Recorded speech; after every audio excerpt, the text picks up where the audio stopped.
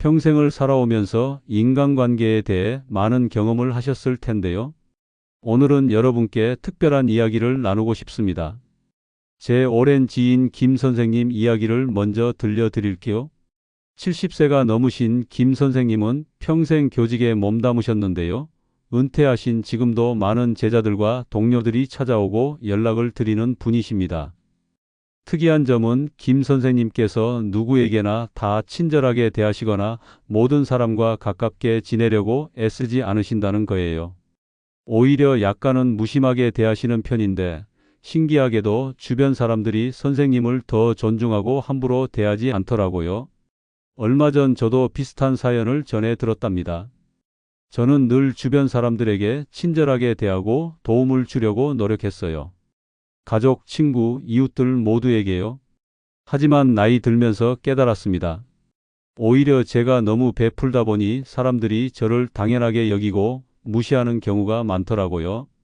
반면 우리 동네 최 할아버지는 꼭 필요한 말만 하시고 약간은 무심하게 대하시는데 모두가 그분을 존경하고 함부로 대하지 않아요. 이게 어떻게 된 일일까요? 인생의 긴 여정을 걸어오신 여러분들께서는 이런 현상에 대해 공감하실 것 같습니다.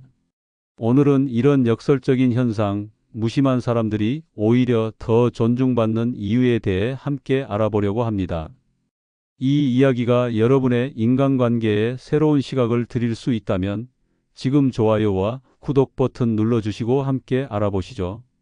우선 무심하다는 것이 냉정하거나 남에게 관심이 없다는 의미가 아니라는 점을 말씀드려야겠습니다. 여기서 말하는 무심함은 자신의 경계를 분명히 하고 타인에게 지나치게 의존하지 않는 현명한 태도를 의미합니다. 우리 어르신들이 흔히 말씀하시는 적당한 거리두기와 비슷한 개념이라고 볼 수 있지요. 하버드 대학교의 인간관계 심리학자 로버트 월딩어 박사는 타인에게 지나치게 맞추려는 사람들은 오히려 인간관계에서 더 많은 스트레스를 경험하고 자신의 정체성을 잃어버리는 경향이 있다고 말합니다. 평생 가족과 이웃을 위해 헌신해 오신 분들에게는 특히 와닿는 말씀일 것 같습니다. 월딩어 박사는 60세 이상 어르신 2,000명을 대상으로 5년간 연구를 진행했는데요. 가장 만족스러운 인간관계를 유지하는 어르신들은 공통적으로 적절한 경계 설정을 잘하는 분들이었습니다. 즉, 자신의 필요와 한계를 분명히 표현하고 모든 사람들의 요구에 무조건 응하지 않는 분들이 인간관계에서 더 존중받고 더 행복하다는 결과가 나왔습니다. 그럼 무심한 사람들은 어떤 공통점이 있을까요? 지금부터 오랜 삶의 경험과 지혜를 가진 어르신들께 도움이 될 만한 내용을 하나씩 알려드리겠습니다. 첫 번째로 무심한 사람들은 타인이 함부로 대할 수 없는 분위기를 자연스럽게 만들어냅니다. 평생 베풀고 희생하며 살아오신 분들 중에는 가족이나 이웃들이 당연하게 도움을 요구하고 때로는 존중받지 못한다고 느끼는 경우가 많으실 텐데요. 사회심리학자 폴 에크먼 박사는 인간은 본능적으로 쉬운 대상과 어려운 대상을 구분한다고 설명합니다. 항상 도움을 주고 베푸는 사람은 쉬운 대상으로 분류되어 자꾸 더 많은 것을 요구받게 됩니다. 반면 자신의 경계를 분명히 하는 사람은 쉽게 접근할 수 없는 대상으로 인식되어 오히려 더 존중받게 됩니다. 72세 이춘자 할머니의 사례를 들어볼까요? 이 할머니는 평생 자식들과 손주들을 위해 헌신하셨습니다. 언제든 아이들을 봐주고 집안일을 도와주고 용돈도 아끼지 않으셨죠. 하지만 나이가 들면서 체력이 떨어졌는데도 가족들은 당연하게 할머니의 도움을 기대했습니다.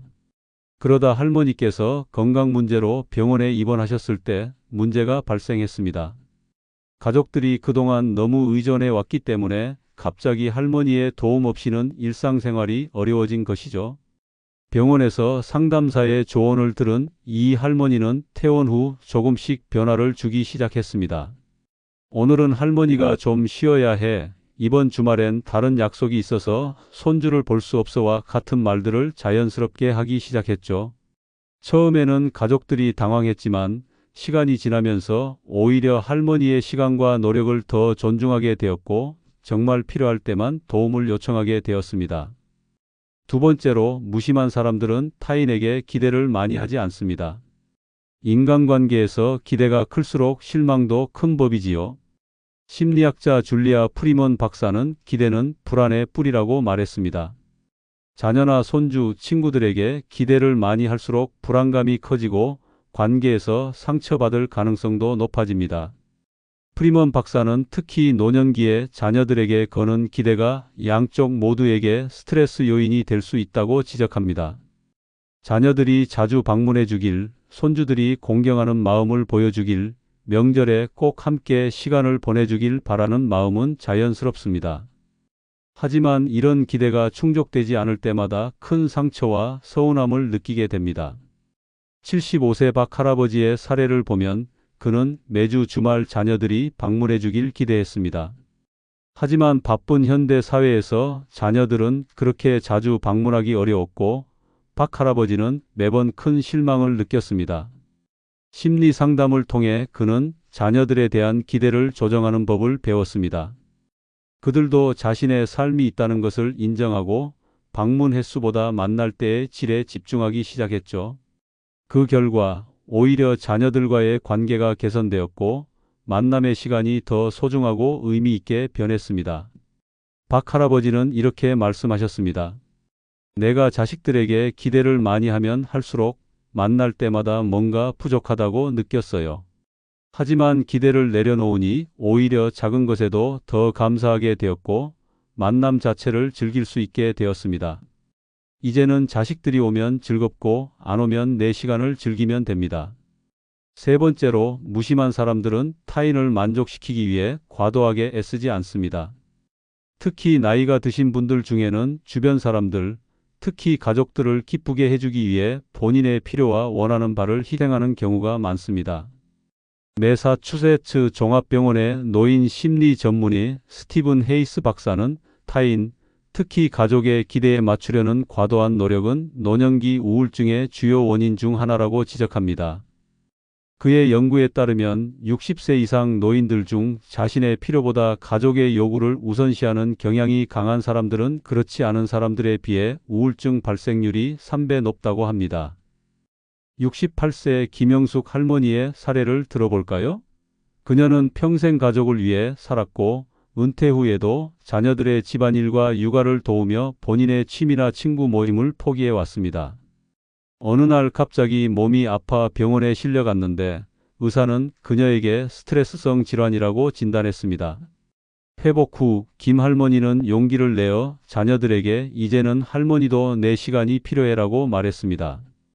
일주일 내내 손주를 봐주는 날을 일주일에 2일로 줄이고 오랫동안 미뤄왔던 노래교실과 여행 모임에 참여하기 시작했죠.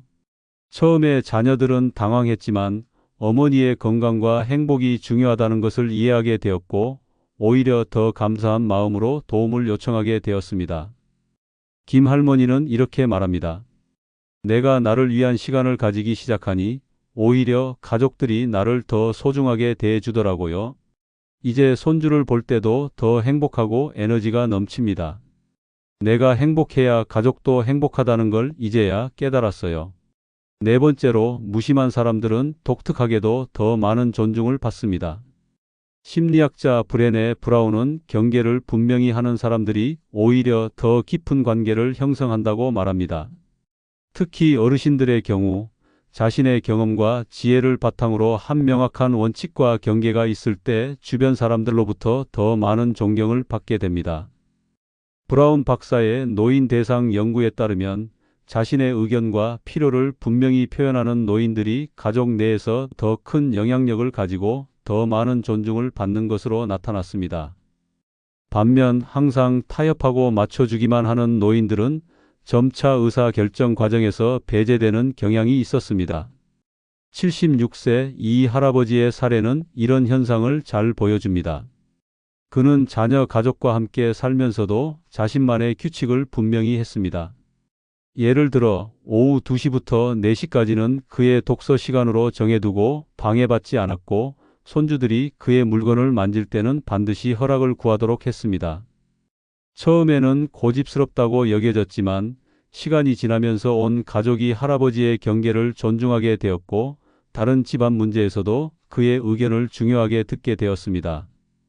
이 할아버지는 나는 내 자식들과 손주들을 깊이 사랑하지만 나 자신도 존중받아야 한다고 생각한다고 말합니다. 내가 나를 존중하지 않으면 아무도 나를 존중하지 않는다는 것을 인생을 통해 배웠습니다. 다섯 번째로, 무심한 사람들은 모든 사람과 친해지려고 노력하지 않습니다. 특히 나이가 들면서 우리는 모든 사람과 좋은 관계를 유지하는 것이 불가능하다는 것을 깨닫게 됩니다. 유명한 심리학자 칼 융은 모든 사람과 좋은 관계를 맺으려는 것은 불가능하며 그것을 시도하는 것은 자신을 소진시킬 뿐이라고 말했습니다. 특히 어르신들의 경우 제한된 에너지를 어디에 쓸 것인지 현명하게 결정하는 것이 건강과 행복에 매우 중요합니다. 노년기 심리 전문가인 라라 카스텐 박사는 나이가 들수록 정서적으로 의미 있는 관계에 집중하는 경향이 있다고 설명합니다.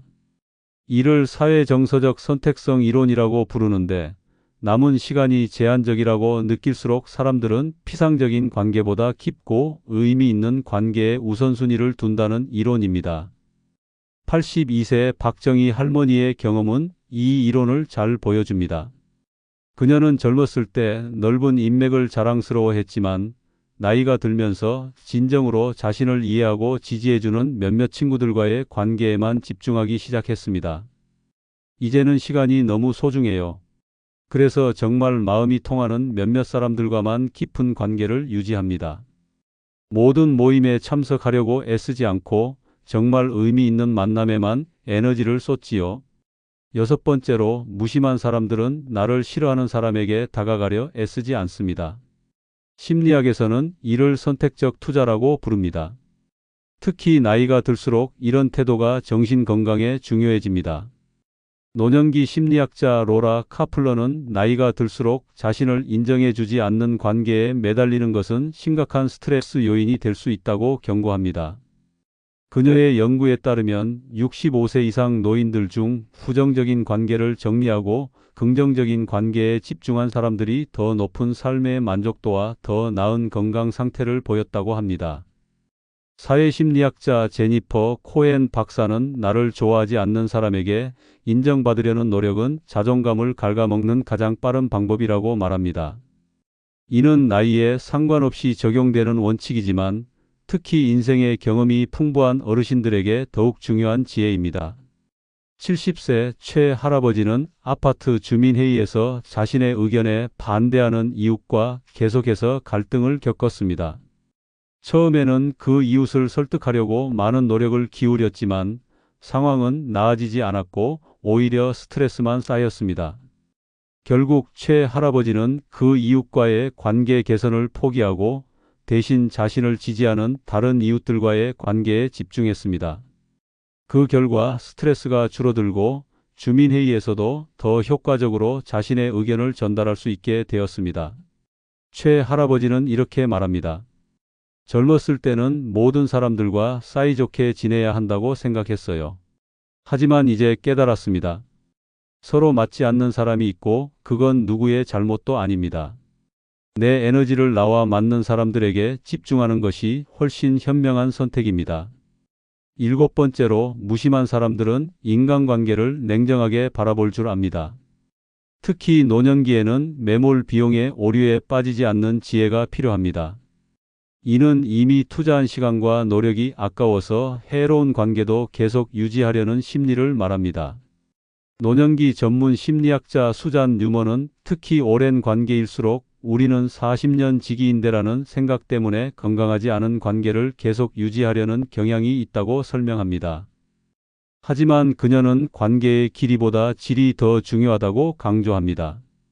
유명 심리학자 데니얼 카너먼은 감정적 투자가 크다고 해서 그 관계가 반드시 가치 있는 것은 아니다라고 말합니다. 특히 인생의 황혼기에는 제한된 시간과 에너지를 어디에 투자할지 현명하게 결정하는 것이 중요합니다.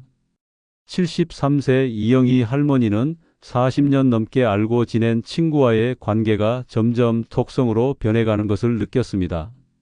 그 친구는 항상 부정적인 이야기를 하고 이 할머니의 성취나 행복에 무관심했습니다. 하지만 오랜 우정이 아까워 관계를 끊지 못했죠. 어느 날 건강검진에서 높은 스트레스 수치가 발견되었고 의사는 그녀에게 스트레스 요인을 줄이라고 조언했습니다. 용기를 내어 그 친구와의 만남 빈도를 줄이기 시작했고 대신 긍정적이고 지지해주는 다른 친구들과 더 많은 시간을 보내기 시작했습니다. 6개월 후 그녀의 스트레스 수치는 정상으로 돌아왔고 삶의 만족도도 크게 향상되었습니다. 이 할머니는 40년 직이라는 이유만으로 나를 불행하게 만드는 관계를 붙잡고 있는 것이 얼마나 어리석은지 이제야 깨달았습니다. 나이 들수록 시간이 더 소중해지는데 그 소중한 시간을 누구와 보낼지 현명하게 선택해야 합니다. 라고 말했습니다. 8번째로, 무심한 사람들은 친구의 숫자에 연연하지 않습니다. 특히 노년기에는 관계의 질이 양보다 훨씬 중요해집니다.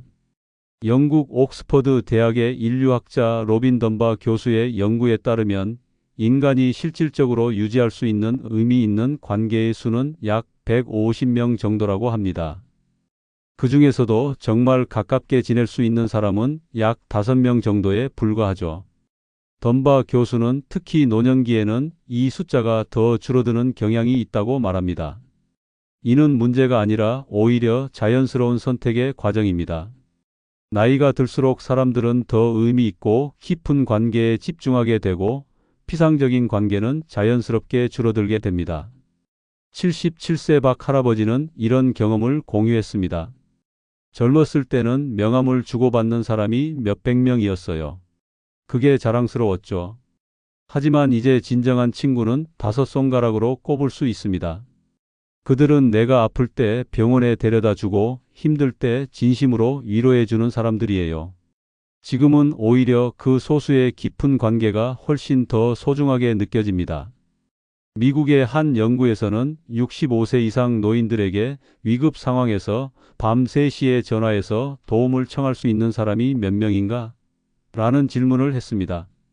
대부분의 응답자가 2~3명 정도만 꼽았고 그 소수의 깊은 관계가 노년기 삶의 질과 행복에 가장 큰 영향을 미친다고 답했습니다. 9번째로, 무심한 사람들은 외로움을 두려워하지 않습니다. 특히 노년기에는 혼자 있는 시간이 늘어나기 마련인데 이 시간을 불안해하지 않고 오히려 자기 성찰과 평화의 시간으로 활용할 줄 아는 지혜가 필요합니다. 사회심리학자 에리 프롬은 건강한 고독을 경험할 수 없는 사람은 건강한 관계도 맺을 수 없다고 말했습니다. 이는 모든 연령대에 해당하지만 특히 노년기에 더욱 중요한 지혜입니다. 노년기 심리 전문가 마가렛 블레이크는 많은 노인들이 혼자 있는 것을 두려워하고 그래서 때로는 건강하지 않은 관계나 활동에 매달리게 된다고 지적합니다. 하지만 그녀의 연구에 따르면 혼자 있는 시간을 편안하게 받아들이고 의미 있게 활용하는 노인들이 더 높은 정신적 웰빙과 낮은 우울증 발생률을 보인다고 합니다. 78세 이춘자 할머니는 남편과 사별한 후 처음에는 혼자 있는 시간이 두려웠다고 합니다. 그래서 계속해서 바쁘게 움직이며 사람들과 어울리려 했죠. 하지만 그런 생활이 오히려 그녀를 지치게 했습니다. 어느 날 그녀는 용기를 내어 혼자 시간을 보내기 시작했습니다. 처음에는 어색했지만 점차 그 시간이 소중하게 느껴졌습니다. 이 할머니는 이렇게 말합니다. 혼자 있는 시간이 이렇게 평화롭고 소중한 것인 줄 몰랐어요. 이제는 아침에 혼자 차를 마시며 창밖을 바라보는 시간이 하루 중 가장 행복한 순간입니다. 그리고 이렇게 나 자신과 평화롭게 지내다 보니 다른 사람들과 만날 때도 더 진실된 모습으로 대할 수 있게 되었어요.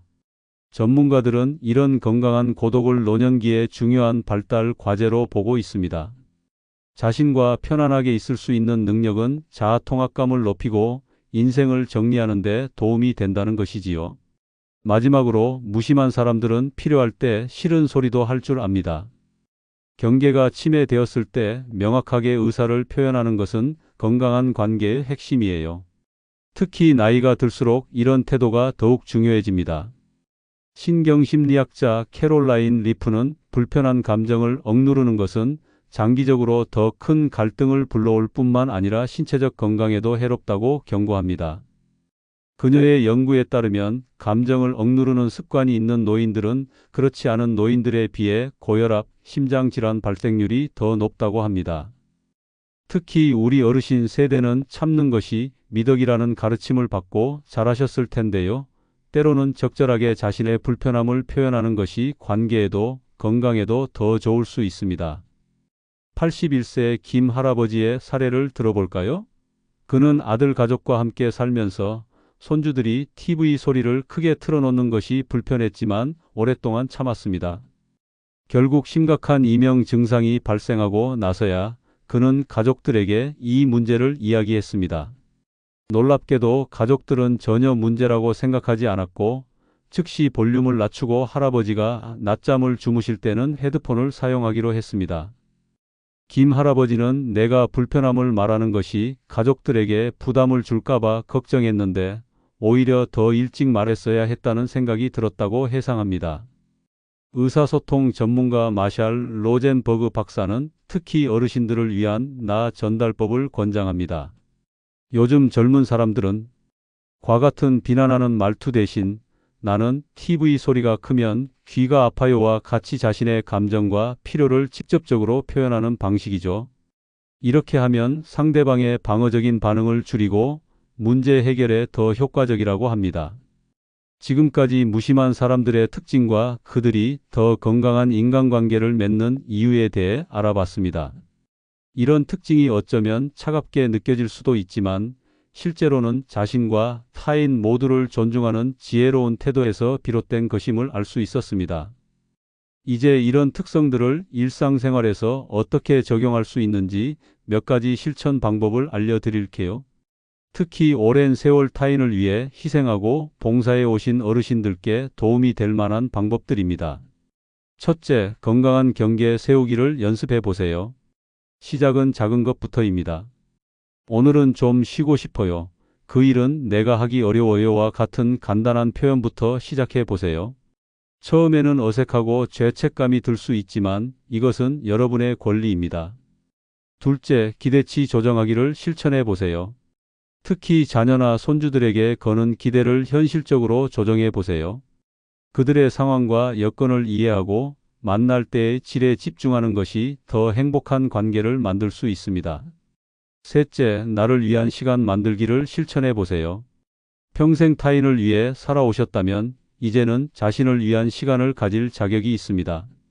좋아하는 취미, 산책, 독서 등 자신을 위한 활동을 하루에 조금씩이라도 꼭 해보세요. 넷째, 건강한 고독 즐기기를 배워보세요. 혼자 있는 시간을 두려워하지 말고 그 시간을 자기 성찰과 평화의 시간으로 받아들여 보세요. 침묵과 고요함 속에서 새로운 지혜와 평온함을 발견할 수 있습니다. 다섯째, 솔직한 의사소통 연습하기를 해보세요. 불편함을 느낄 때 즉시 표현하는 연습을 해보세요.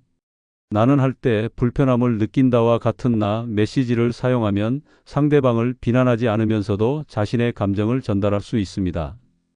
여러분도 내일부터 이런 작은 변화를 시도해 보세요. 처음에는 어색하고 어려울 수 있지만 점차 더 건강하고 균형 잡힌 인간관계를 경험하게 될 거예요. 그리고 무엇보다 자신을 더 소중히 여기게 될 것입니다. 인생의 황금기를 살고 계신 여러분, 이제는 타인의 기대나 평가에 얽매이지 않고 진정한 자신의 필요와 가치에 따라 살아갈 때입니다. 적절한 무심함은 오히려 더 깊고 의미 있는 관계로 이어지는 지혜로운 태도임을 기억하세요. 여러분의 경험도 궁금합니다. 혹시 무심한 태도가 오히려 인간관계에 도움이 된 경험이 있으신가요? 댓글로 여러분의 이야기를 들려주세요. 지금까지 삶의 한수였습니다. 여러분의 오늘 하루가 평안하고 의미로 가득하길 바랍니다.